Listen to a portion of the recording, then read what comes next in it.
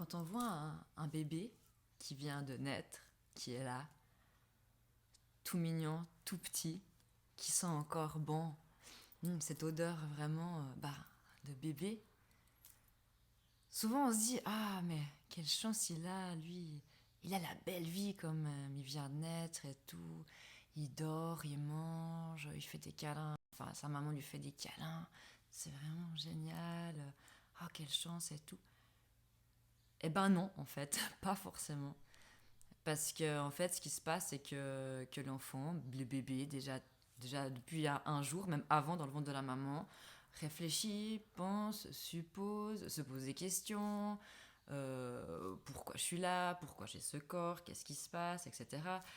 Et il y a aussi, bien sûr, avec le temps, les croyances négatives ou les pensées négatives qui sont liées à la maman et au papa et qui va s'intégrer euh, au bébé, à l'enfant. Donc ça veut dire par exemple que si la maman a la peur de l'abandon vraiment très fort, a peur d'être abandonnée, le bébé a 99% de chances qu'il ressente aussi cette blessure plus forte que les quatre autres, qui sont les blessures de l'âme.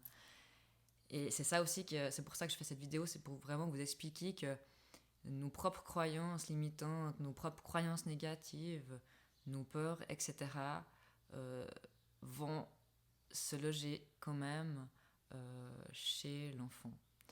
Alors, qu'est-ce qu'il faut faire pour éviter que notre enfant prenne tout de nous? Eh ben, c'est de travailler sur soi. En travaillant sur vous en tant que parent, en travaillant sur vos peurs, vos, vos croyances négatives ou limitantes, vous allez pouvoir vous libérer, en tout cas une grande partie, votre enfant, ce qu'on appelle en fait finalement de casser les schémas. C'est vraiment important de le savoir parce que souvent justement lors de mes consultations, l'enfant souffre beaucoup admettons, d'abandon, de rejet. Et cet abandon, ce rejet sera vraiment lié à un des parents ou même des deux parfois. Donc au moment où le parent prend soin de soi, de lui, fait quelque chose pour lui, entreprend une démarche, que ce soit aux thérapies psychologiques ou spirituelles, ça va rassurer déjà l'enfant parce que l'enfant ressent tout du parent et il va sentir qu'un travail chez vous se fait, s'opère.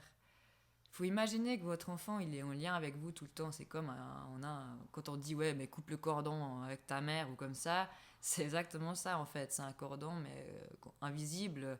Moi je le vois vraiment comme un cordon doré ou comme ça, lumineux en tout cas. Et ça veut dire que si vous n'êtes pas bien, votre enfant va le sentir. Et si votre enfant n'est pas bien, vous aussi vous allez le sentir, etc. Il y a des choses qui se font dans l'inconscient, d'autres dans le conscient, ça dépend de tout. Mais c'est vraiment important de savoir que nos enfants prennent vraiment beaucoup de choses de nous et que c'est pas parce qu'un bébé vient de naître qu'il a vraiment la belle vie. Non, il réfléchit, il pense comme nous et il a déjà ses peurs. C'est pour ça que des fois aussi, j'ai eu en consultation des personnes qui venaient avec des nouveau-nés qui disaient que les médecins disaient que c'était les coliques. On met beaucoup la faute sur les coliques. Ce qui est très scientifique en fait, mais au final, non, quand on va chercher plus loin, c'est pas que des coliques, c'est aussi des choses qui sont liées à l'émotionnel, même si votre enfant a 1, 2, 3 jours, il a déjà des émotions, il a déjà des pensées, comme je l'ai dit avant. Voilà, j'avais envie de partager ça avec vous pour vraiment que vous puissiez prendre conscience que c'est important aussi en tant que parent de travailler sur soi et, et non pas de faire que pour l'enfant, parce qu'on a tendance à faire tout pour l'enfant et pas pour soi. Et c'est de nouveau une question d'équilibre. Je pense que c'est bien si on fait une thérapie qu'on le fasse pour l'enfant et aussi pour nous. Pourquoi pas en même temps, ça peut être aussi un chouette moment. Voilà, je vous embrasse, à bientôt.